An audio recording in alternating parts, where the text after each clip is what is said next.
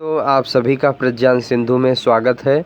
दोस्तों, आप सभी यूपी बीएड 2021 एंट्रेंस एग्ज़ाम की तैयारी कर रहे हैं और यहाँ पर इस वीडियो में हम जो 2016 का कला वर्ग का जो पिछले साल में प्रश्न आए थे उसको इस वीडियो में हम डिस्कस करने वाले हैं। ठीक है, तो कला वर्ग को लेकर दोस्तों आप सभी के मन में कहीं ना कहीं एक प्रश्न रहता है कि कला वर्ग में आखिरकार प्रश्न कहाँ से पूछे जाते हैं। ठीक है, तो किन किन विषयों से पूछे जाते हैं, तो ये चीज़ें हम आपको पहले क्लियर कर देते हैं कि कला वर्ग में कैसे प्रश्न पूछे जाते हैं, किस विषय से प्रश्न पूछे जाते हैं। ठीक है,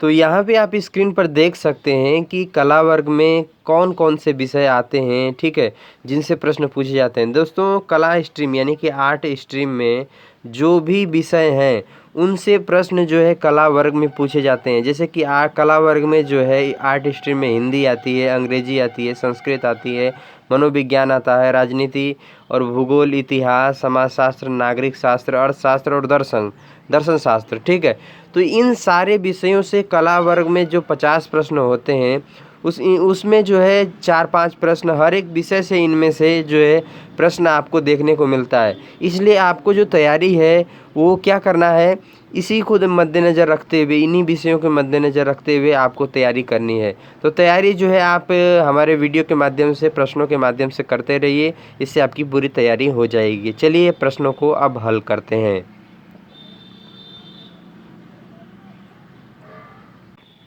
तो यहाँ पे देख सकते हैं स्क्रीन पर सबसे पहला जो प्रश्न है वो पूछा गया है, उदारवाद का जनक किसे माना जाता है। ठीक है, आपके सामने 4 ऑप्शन है। इसका जो सही आंसर है वो है जॉन लॉक। ठीक है, यहाँ पे जॉन लॉक को जो है उदारवाद का जो है जनक माना जाता है। इन्होंने उदारवाद को क्या है, प्रारंभ किया था। ठीक है, अब बढ़ते हैं अगले प्रश्न की तरफ।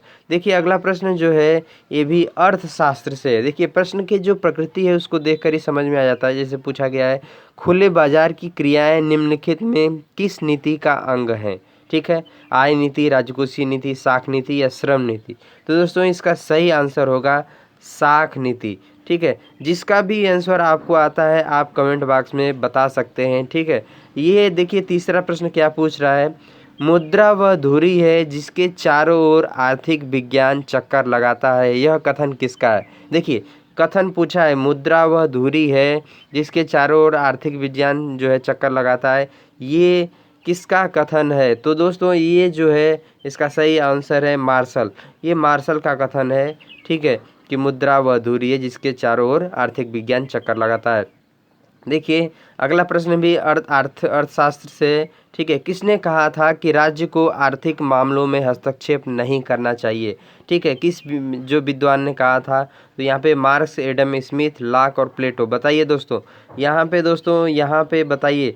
तो यहाँ पर जो है सही आंसर होगा चौथा का, वो है आपका एडम स्मिथ। ठीक है, यहाँ पे एडम स्मिथ ने कहा था कि राज्य को आर्थिक मामलों में हस्तक्षेप नहीं करना चाहिए। इसको रिपीट करते हुए चलिए। देखिए अगला प्रश्न जो पूछ दिया है वो है संस्कृत से, आर्यों का मूल निवास स्थान कहाँ था। यहाँ पे ध्यान दीजिए प्रश्न कहाँ से आ रहे हैं। ठीक है, पूछ दिया था आर्कटिक क्षेत्र है, एशिया माइनर है, ऑप्शन में दक्षिणी रूस है, सप्त सैंधव है। तो इसका सही आंसर है दोस्तों सप्त सैंधव। ठीक है, याद रखिए दोस्तों, ये पूछ सकता है आंसर। ये जो मोस्ट इम्पॉर्टेंट क्वेश्चन होते हैं ये अक्सर संस्कृत के रिपीटेड क्वेश्चन जो बार बार आपके एग्जाम में आ जाते हैं। अगला प्रश्न इतिहास से पूछा है, पानीपत के प्रथम युद्ध में बाबर ने किसको पराजित किया था। इब्राहिम लोदी, महमूद लोदी, बलबन या आमिर खान। बताइए दोस्तों कमेंट बॉक्स में जल्दी करके। ठीक है दोस्तों, छठे का जो सही आंसर है वो है इब्राहिम लोदी। ठीक है, तो इस तरह से इब्राहिम लोदी जो है परास्त हुआ था पानीपत के युद्ध में बाबर के द्वारा। ठीक है, यहाँ पे अगला प्रश्न है, जैसे जैसे आय में वृद्धि होती है वैसे वैसे खाद्यान्नों पर व्यय की गई आय की प्रतिशत में कमी होती है, यह कथन किसका है। तो इसका सही आंसर है दोस्तों सी ऑप्शन, यानी कि एंजिल। ठीक है, तो यहाँ पे ये याद रखिएगा। ठीक है, अगला प्रश्न है, स्वतंत्रता मेरा जन्मसिद्ध अधिकार है और इसको मैं लेकर रहूँगा, यह किसने कहा था। ये बहुत ही आसान क्वेश्चन है, ये सभी को याद होना चाहिए। ठीक है, तो इसका सही आंसर है दोस्तों आठवें का सी ऑप्शन, यानी कि लोकमान्य तिलक ने ये वचन कहा था। ठीक है, अगला प्रश्न है तुलनात्मक राजनीतिक विज्ञान का जनक किसे कहा जाता है? तो इसका सही आंसर है दोस्तों पहला, यानी कि अरस्तु ने कहा था। ठीक है, अगला प्रश्न है किन्स का रोजगार सिद्धांत है? किन्स का रोजगार सिद्धांत क्या है? तो दोस्तों किन्स का रोजगार सिद्धांत व्यष्टि मूलक है, ये ध्यान रखिएगा, किन्स का रोजगार सिद्धांत। अब अगला प्रश्न फिर संस्कृत से आ गया है कि ऋग्वेद की रचना कहाँ हुई थी? ऋग्वेद की रचना कहाँ हुई थी? तो ऋग्वेद की जो रचना है दोस्तों ये आपका कहाँ हुई थी बताइए जल्दी से कमेंट बॉक्स में पहले बताइए। दक्षिण भारत, पंजाब, मध्य भारत या सप्त संधव प्रदेश? तो 11वें का डी ऑप्शन सही है दोस्तों, ये आपका जो है ये सप्त संधव प्रदेश में हुई थी। ठीक है, अगला प्रश्न है सकारात्मक स्वतंत्रता का अर्थ है। ठीक है, सकारात्मक स्वतंत्रता का अर्थ क्या है? तो यहाँ पे 12वें ऑप्शन का जो प्रश्न का जो सही आंसर है वो है कमज़ोर वर्ग के सर्वांगीण विकास के लिए सुविधाएं। ठीक है, ये है सही आंसर। ठीक है, अगले प्रश्न पर बढ़ते हैं। आधुनिक अर्थ में राज्य शब्द का प्रयोग सबसे पहले किसने किया था? राज्य शब्द का प्रयोग किसने किया था बताइए। 13 का जो सही आंसर होगा वो है मैकियावेली। ठीक है, ये ऑप्शन आपका सही है। अगला प्रश्न है मुद्रा संकुचन कारण होता है? मुद्रा संकुचन का क्या कारण है बताइए। तो मुद्रा संकुचन का जो कारण है दोस्तों वो है 3rd नंबर, ये आपका सही हो जाएगा। माल एवं सेवाओं की पूर्ति की तुलना में मुद्रा की पूर्ति में कमी। माल और सेवाओं की पूर्ति की तुलना में मुद्रा की जब कमी हो जाए, यानी कि पैसे की कमी हो जाए, तो वहाँ पर मुद्रा संकुचन कहा जाता है। यानी कि आपके पास वस्तु ज़्यादा है लेकिन पैसे नहीं है, ठीक है, तो वहाँ पे इसको मुद्रा संकुचन कहा जाता है। ठीक है, अगला प्रश्न देखिए यहाँ पर भूगोल से आ गया है। ठीक है, यहाँ पे अमरावती और नागार्जुनी जो कोंडा किसके लिए प्रसिद्ध है, यहाँ पे प्रश्न पूछ दिया है। तो इसका सही आंसर है बौद्ध स्तूप के लिए, यानी कि ऑप्शन नंबर 2 आपका सही हो जाएगा। इस तरह से आप देख सकते हैं। अगले प्रश्न पर बढ़ते हैं। ग्रेसम का नियम निम्नलिखित में से किससे संबंधित है? तो ग्रेसम का जो नियम है दोस्तों वो मुद्रा के प्रचलन के लिए संबंधित है। ठीक है, इसे संबंधित है। अगला प्रश्न है मार्क्सवाद का प्रमुख सिद्धांत कौन सा है? तो मार्क्सवाद का प्रमुख सिद्धांत है द्वंद्वात्मक। ठीक है, द्वंद्वात्मक भौतिकवाद, ये ऑप्शन सही हो जाएगा। अगला प्रश्न है राज्य की उत्पत्ति का कौन सा सिद्धांत सर्वाधिक मान्य है? तो यहाँ पे इसका सही आंसर है दोस्तों विकासवादी सिद्धांत। ठीक है, अगला प्रश्न है सत्यमेव जयते। ये देखिए फिर संस्कृत से एक क्वेश्चन आया है दोस्तों। यहाँ पर ये उक्ति सर्वप्रथम कहाँ व्यक्त की गई? तो ध्यान दीजिएगा दोस्तों, ये जो मोस्ट इम्पोर्टेंट क्वेश्चन है बार बार ये रिपीट होता है और ये कहीं नहीं हुआ था, सिर्फ ऋग्वेद में नहीं हुआ था, मनुस्मृति में नहीं है, मांडुक्यों में नहीं है, तो कहाँ है? ये मुंडको उपनिषद में है दोस्तों। ध्यान रखिए मुंडको, इसको हमेशा याद रखिएगा, ये प्रश्न बहुत रिपीट होता है दोस्तों, मोस्ट इम्पोर्टेंट। ठीक है, तो इस प्रकार से 19वें का बी ऑप्शन जो दूसरा नंबर है सही जाएगा। अगला प्रश्न है धन निष्कासन का विवरण सर्वप्रथम किस विद्वान ने दिया? तो धन निष्कासन का जो विवरण है वो दादा भाई नौरोजी ने दिया था, ये याद रखिएगा। सन 1857 की क्रांति, 21वां प्रश्न। ठीक है, स्वरूप की प्रमुख विशेषता क्या रही है? 1857 की जो क्रांति थी उसका जो प्रमुख विशेषता क्या रही? यहाँ पे ऑप्शन में है धर्म की रक्षा के लिए प्रयास किया गया था, इसके लिए क्रांति हुई थी, सैनिक विद्रोह था, या सामान्य लोगों ने अपनी प्रभुसत्ता यानी कि अपने अस्तित्व को बचाने के लिए प्रयास किया था, या स्थानीय सामंतों एवं राजाओं द्वारा स्वतंत्रता बचाने का प्रयास था? तो इसका सही ऑप्शन है दोस्तों स्थानीय सामंतों एवं राजाओं द्वारा स्वतंत्रता बचाने का प्रयास। कुछ लोगों का कहना हो सकता है कि सैनिक विद्रोह भी था। तो बताइए आप जो है इसको क्लियर कीजिएगा कमेंट बॉक्स में, क्या था आखिरकार? ये आप पर मैं छोड़ता हूँ, ये दोनों ऑप्शन आपके लिए खुले हैं। यहाँ पर ये एक प्रश्न वाचक चिन्ह है इस प्रश्न पर। ठीक है, तो यहाँ पर लेकिन सही ऑप्शन जो है ये 4th नंबर ही है। ठीक है, आप इस पर रिसर्च कीजिए, ये प्रश्न आपके लिए है। ठीक है, 22 नंबर का क्वेश्चन है सन 1784 में कलकत्ता में एशियाटिक सोसाइटी ऑफ बंगाल की स्थापना की गई, किसके द्वारा की गई? तो इसका सही आंसर है दोस्तों बी ऑप्शन, यानी कि सर विलियम जॉन्स के द्वारा की गई थी। अगला प्रश्न है निम्नलिखित में से किस पुस्तक की रचना मार्क्स ने की है? तो यहाँ पे 23 का जो सही आंसर है ये, ठीक है, पॉवर्टी ऑफ फिलॉसफी, ठीक है। अगला प्रश्न 24वां प्रश्न है, निम्नांकित में से कौन सा कथन सत्य है? ठीक है, तो निम्नांकित में से ये आप देख सकते हैं, ठीक है, एक ही चीज़ है, इसको जो है अलग अलग तरह से दिखाया है, अलग अलग चीज़ों की तरह से दिखाया है। साधन कीमत प्रभाव बराबर उत्पादन प्रभाव प्लस तकनीकी प्रतिस्थापन प्रभाव, इसको किस तरह से, ये अर्थशास्त्र का क्वेश्चन है। तो यहाँ पर इसका जो सही आंसर है दोस्तों 24वें का ए ऑप्शन सही है, ठीक है, ये वाला, ये जो ऑप्शन है ये आपका सही हो जाएगा, ठीक है। इस तरह से अगले प्रश्न पर बढ़ते हैं। 25वें प्रश्न में, रिजर्व बैंक ऑफ इंडिया का राष्ट्रीयकरण कब हुआ? बताइए, रिजर्व बैंक ऑफ इंडिया का राष्ट्रीयकरण कब हुआ?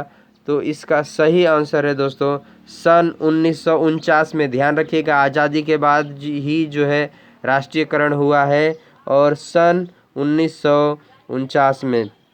ऑप्शन नंबर 4 यानी डी यानी कि 4 सही है। अगला प्रश्न है, इंकलाब जिंदाबाद का नारा किसने दिया? तो 26वें का जो है सी ऑप्शन सरदार भगत सिंह ने। याद रखिएगा दोस्तों, ठीक है। कांग्रेस का प्रथम विभाजन कब हुआ? बताइए, बंगाल के विभाजन के बाद, असहयोग आंदोलन के बाद, भारत छोड़ो आंदोलन के बाद, साइमन कमीशन के बाद। तो इसका सही आंसर है दोस्तों जो बंगाल के विभाजन के बाद हुआ था, ठीक है। तो इस तरह से आपने 27 प्रश्न हल कर लिए। अब 28वें की तरफ बढ़ते हैं। ब्रेक इवन बिंदु क्या है? ब्रेक इवन बिंदु क्या है? तो यहाँ पे दोस्तों इसका सही ऑप्शन है, वह स्थिति जब फर्म को न लाभ हो और न हानि हो रही है, यही है ब्रेक इवन बिंदु। इसको ध्यान रखिएगा। प्रति व्यक्ति आय का मतलब है, ये बहुत ही सिंपल क्वेश्चन है और रिपीट भी हो सकता है, इसको ध्यान रखिएगा। तो प्रति व्यक्ति आय का मतलब क्या होता है? ठीक है, राष्ट्र में जो है गणना की जाती है कि किस राष्ट्र का प्रति व्यक्ति आय कितना है, भारत की प्रति व्यक्ति आय कितना है। तो इस तरह से ये क्या होता है यहाँ पे पूछा जा रहा है। तो इसका सही आंसर है दोस्तों राष्ट्रीय आय बटा राष्ट्र की कुल जनसंख्या। राष्ट्रीय आय यानी कि जैसे भारत की कुल कितनी आय होती है सालाना या मासिक, ठीक है, और उसके बटे में राष्ट्र की जो भारत की पॉपुलेशन है, ठीक है, जनसंख्या है, उससे डिवाइड करेंगे तो जो आंसर आएगा वो आएगा आपका प्रति व्यक्ति आय आएगा, ठीक है। इस तरह से 29 प्रश्न हो गए और अब बढ़ते हैं 30वें प्रश्न की तरफ। कोई व्यक्ति कुछ करना चाहे तो उसे वैसे करने से रोका न जाए, इस प्रकार की स्वतंत्रता को क्या कहा जाता है?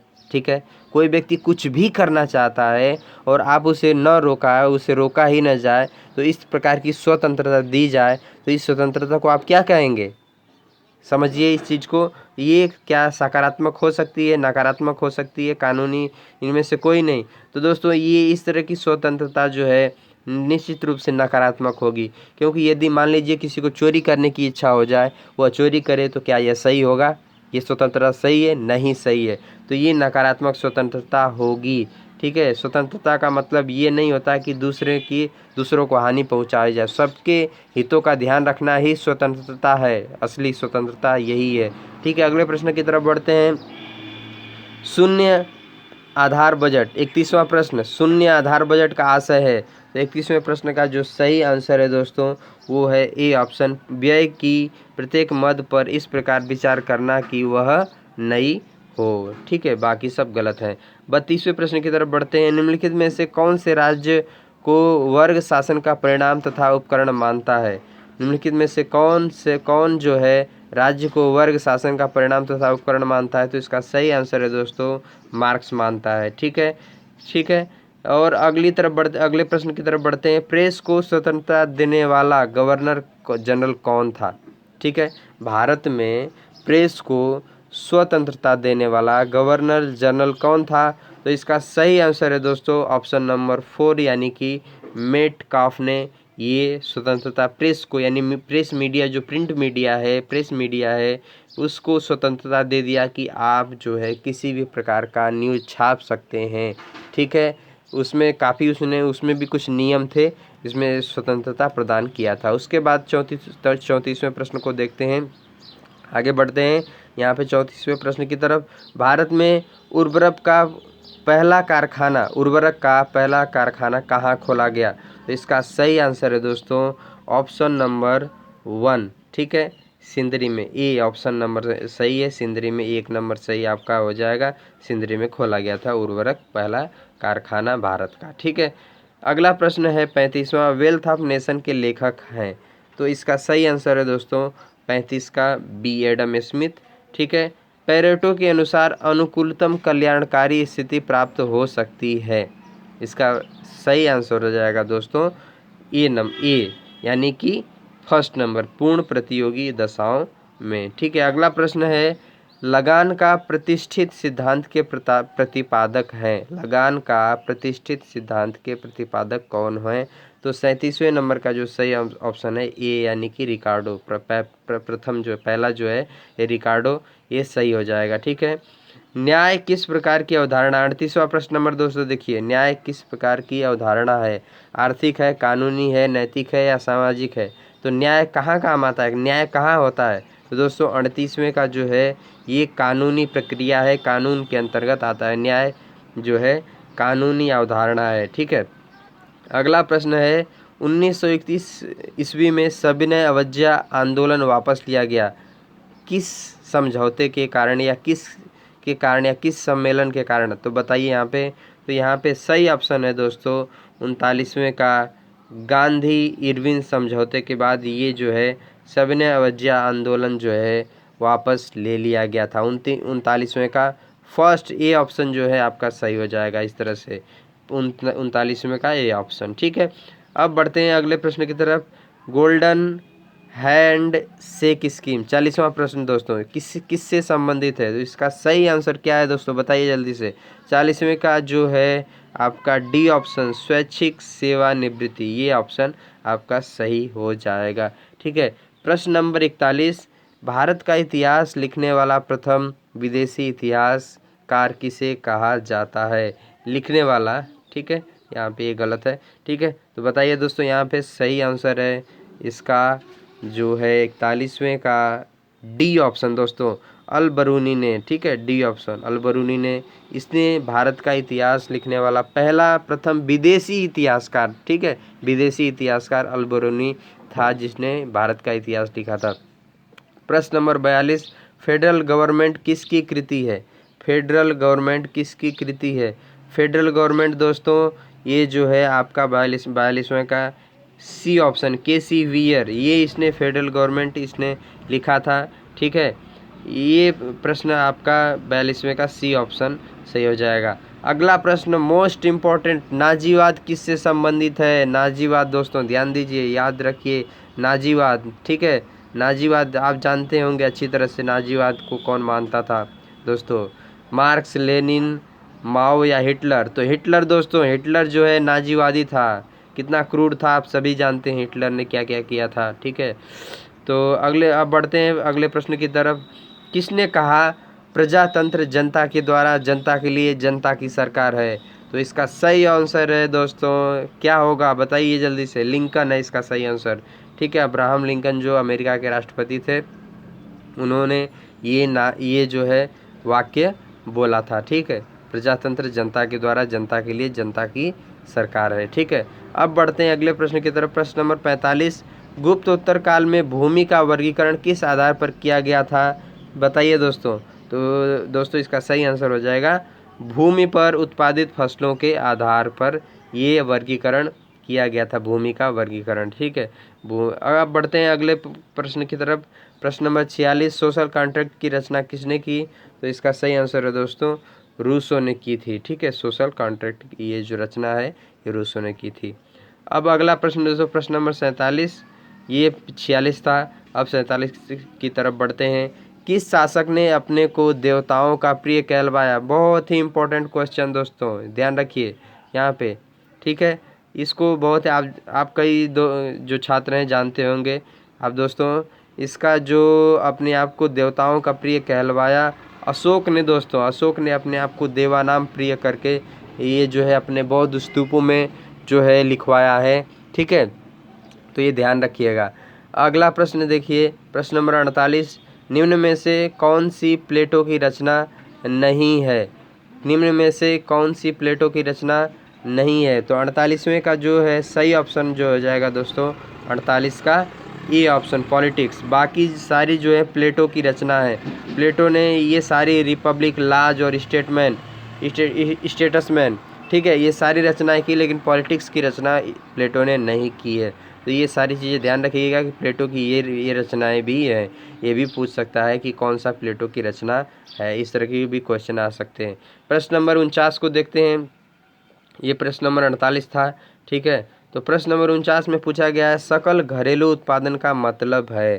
तो दोस्तों प्रश्न नंबर 49 जो है सकल घरेलू उत्पादन का मतलब क्या होगा, तो इसका सही आंसर हो जाएगा किसी राष्ट्र की भौगोलिक सीमाओं के अंतर्गत पैदा की गई आय। ये है सकल घरेलू उत्पादन। घरेलू उत्पादन का मतलब क्या है, अपने घर में, अपने राष्ट्र में उत्पादित हुई चीज़ों को ही क्या कहेंगे, सकल घरेलू उत्पादन। तो अपने राष्ट्र में किसी राष्ट्र की भौगोलिक सीमाओं, यानी कि हमारे राष्ट्र की भौगोलिक सीमा, जो हमारा भारत का नक्शा है वो हमारी क्या है, एक भौगोलिक सीमा को दर्शाता है। और इसके अंतर्गत पैदा की गई जो आय है, जो कुछ भी पैदा होता है, जो भी धन पैदा होता है, उसको क्या कहेंगे हम, सकल घरेलू उत्पादन कहेंगे। ये हमारा घर है, भारत ही हमारा घर है, और इसके अंदर जो भी कुछ भी पैदा होता है वो उसको कहेंगे सकल घरेलू उत्पादन। तो इसका ऑप्शन नंबर सी सही हो जाएगा, किसी राष्ट्र की भौगोलिक सीमाओं के अंतर्गत पैदा की गई आय। ठीक है, तो अब बढ़ते हैं प्रश्न के अंतिम इस क्वेश्चन को देखते हैं। 50 नंबर क्वेश्चन है, और इस प्रश्न पत्र का जो अंतिम प्रश्न है, व्यक्ति राज्य में उतना ही स्वतंत्र है जितना वह प्राकृतिक अवस्था में था, यह कथन किसका है, बताइए दोस्तों। तो इसका सही आंसर हो जाएगा दोस्तों रूसो। ये रूसो ने कहा था। तो इस प्रकार दोस्तों हमने प्रश्न देख लिए हैं सारे, जो 2016 में पूछे गए थे कला वर्ग के छात्रों के लिए। दोस्तों इसका पीडीएफ चाहिए तो मेरे टेलीग्राम लिंक जो चैनल है उस पर मैं इसको प्रोवाइड कर दिया हूँ, वहाँ जा कर के चैनल को आप ज्वाइन कीजिए, और इस जो पीडीएफ को है उसको डाउनलोड भी कीजिए, वहाँ से आप डाउनलोड कर सकते हैं। प्रश्न अच्छा लगा हो पूरा प्रश्न पत्र, और आगे भी प्रश्न पत्र पाने के लिए आप हमारे चैनल को सब्सक्राइब कर लीजिएगा, और इस वीडियो को लाइक कीजिएगा, और इस वीडियो को अपने दोस्तों तक ज़रूर शेयर कर दीजिएगा। धन्यवाद दोस्तों।